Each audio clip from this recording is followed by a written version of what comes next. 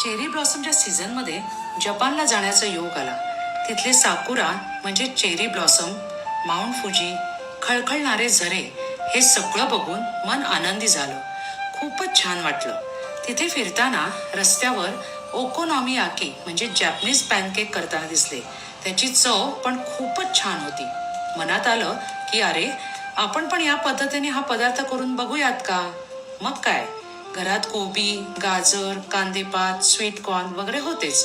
एकूणच हा पदार्थ करायला सोपा आणि हेल्दी आहे. मुलांना भुकेच्या वेळी तर हा पदार्थ उत्तमच आहे. जपानमध्ये त्यांनी या पदार्थात मैदा वापरला होता.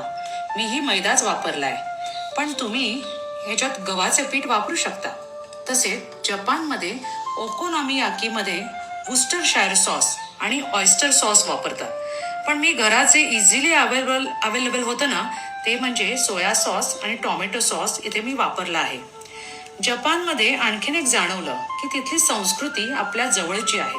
जसे एकमेकांना रिस्पेक्ट देणे, त्यांचे हेल्पिंग नेचर आणि पॉझिटिव्हिटी.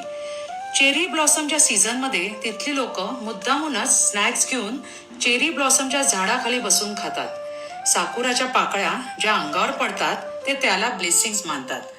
तिथे फिरण्याचा व नवीन देश बघण्याचा अनुभव फारच छान आहे.